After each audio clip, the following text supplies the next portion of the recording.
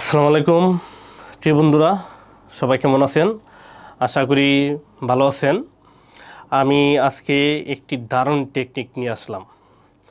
আমরা বিভিন্ন প্রতিযোগিতার পরীক্ষায় ভার্সিটি অ্যাডমিশনে, ইন্টারমিডিয়েটে, এরপর হচ্ছে বিসিএস, নিবন্ধন, প্রাইমারি, এরপর হচ্ছে ব্যাংক জব, এগুলোতে পরীক্ষা দিতে গেলে বাংলা থেকে একটি না একটি প্রশ্ন আসেই যে নিচের কবিতাটি কোন ছন্দে রচিত, বা মাত্রাবৃত্ত ছন্দে রচিত নিচের কোন কবিটি, এরকম আসে। হ্যাঁ, আপনারা যদি এই ক্লাসটি মনোযোগ সহকারে দেখেন তাহলে কবিতা থেকে যে কোনো প্রশ্নই আসুক না কেন আপনি পারবেন ইনশাল্লাহ। হ্যাঁ, তাহলে আমরা প্রথম টেকনিক দেখব যে মাথায় আসো প্রবিরিত। মাথায় মানে হচ্ছে কি মাত্রাবৃত্ত, মাথায় হচ্ছে কি মাত্রাবৃত্ত ছন্দে কি কি কবিতা আছে যেগুলো বিভিন্ন পরীক্ষায় আসছে।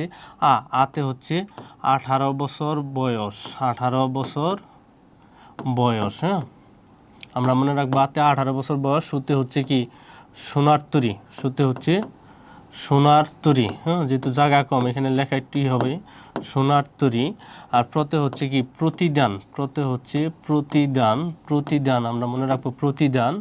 আর বিতে হচ্ছে কি বিতে মনে রাখবো বিদ্রোহী।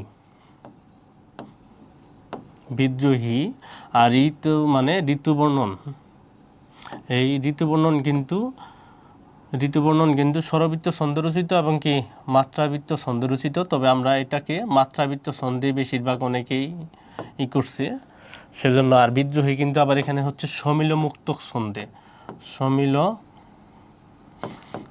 ছন্দে রচিত। হ্যাঁ, কারণ এটা অনেক সময় আসে ছন্দ বিশ্লেষণের মধ্যে সমিল মুক্তক ছন্দে। তাহলে আমরা এই একটি এর মাধ্যমে আমরা 5টি কবিতার নাম শিখলাম। এরপরে হচ্ছে পাজি আকসা। পাতে হচ্ছে পাঞ্জেরি, পাতে কি পাঞ্জেরি। আর জিতে হচ্ছে জীবন বন্দনা, কারণ অনেকগুলো, এগুলো কিন্তু বিভিন্ন পরীক্ষা আসছে। আর আতে হচ্ছে আমার পূর্ব বাংলা। কই লিখবো, জায়গা কম, স্লাইড একদম গুণ হয়ে গেছে। হ্যাঁ, আমার পূর্ব বাংলা।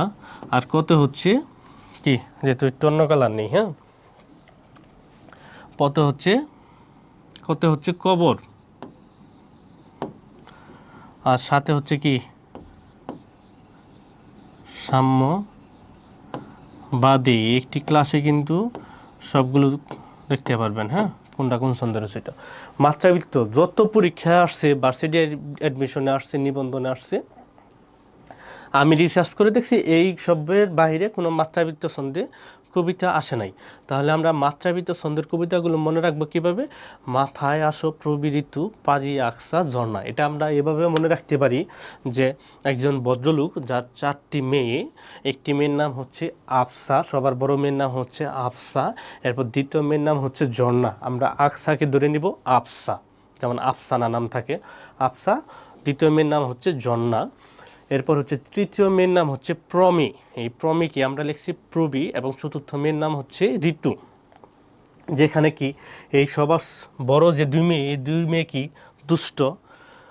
এই বাবা 4 জনকে নিয়ে ঘুরতে গেছে এমন সময়, যেহেতু দুষ্ট ওদেরকে, এবং হচ্ছে কি যারা খুবই নম্র ভদ্র এবং ভালো, যাদেরকে বাবা কি খুব ভালোবাসে, তাদেরকে বলতেছে মাথায় আসো, মানে কি মাথায় নেয় বা এই যে কাঁধে নিয়ে যায়, মাথায় আসো প্রবীরিত, মানে কি এই দুজনকে কি কাঁধে নিবে, মাথায় নিবে।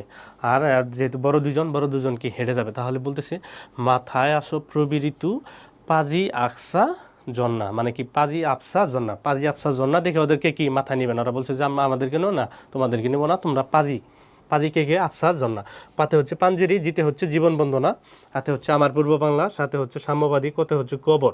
এই কবর অনেকবার আসছে, একটা বিখ্যাত কবিতা জসিমউদ্দিনের ঝর্ণা।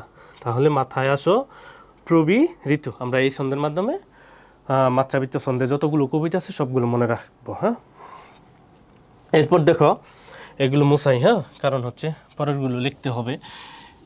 এরপরে হচ্ছে অক্ষরবৃত্ত ছন্দ মনে রাখার টেকনিক হচ্ছে আমি যেটা বানিয়েছিলাম বা আমি যেভাবে মনে রাখি যে অক্ষরবৃত্তের বিলু হইতেছে এই সুখে পদ্মার সুচেতনা নাচে, অক্ষরবৃত্তের বিলু হইতেছে এই সুখে পদ্মার সুচেতনা নাচে। অক্ষরবৃত্ত মানে অক্ষরবৃত্ত ছন্দে রচিত।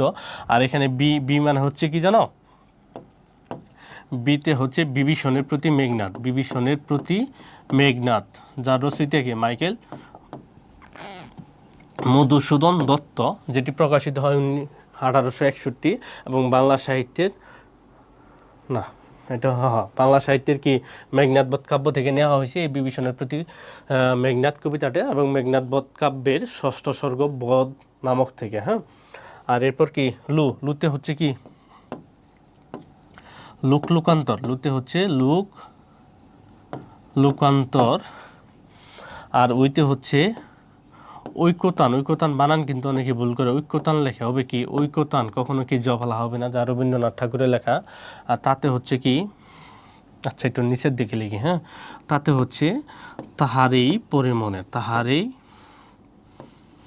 তাহারেই পরে মনে বেগম সুফিয়া কামালের কবিতা, যেটি কি একটি সংলাপ নির্ভর কবিতা, সেতে হচ্ছে সেই অস্ত্র,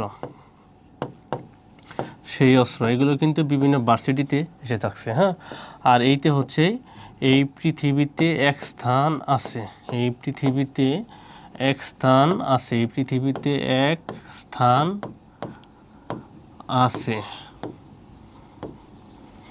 এরপর হচ্ছে সুখ মানে কি, সুখে মানে সুখ, হ্যাঁ সুখ। তাহলে দেখো আমরা বিলু ওইটাছি এই সুখে পদ্মা, এই পদ্মা মানে পদ্মাই, পদ্মা কবিতা, হ্যাঁ পদ্মা। আর এই রতে হচ্ছে রক্তে আমার অনাদি অস্থি, রক্তে আমার অনাদি অস্থি, যা কি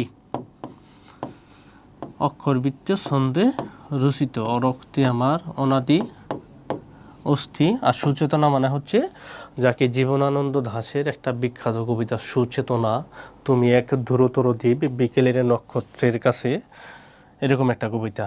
তারপর কি বিখ্যাত লাইন আছে কি শাশ্বত রাত্রির বুকে শেষে শাশ্বত বানানটা দেখতে হবে। এরপরে হচ্ছে কি এই পৃথিবীর রণরক্ত সফলতা তবু শেষ সত্য নয়, এরকম। হ্যাঁ, আমার মুখস্থের মতো আছে, এখন সময় নষ্ট করব না।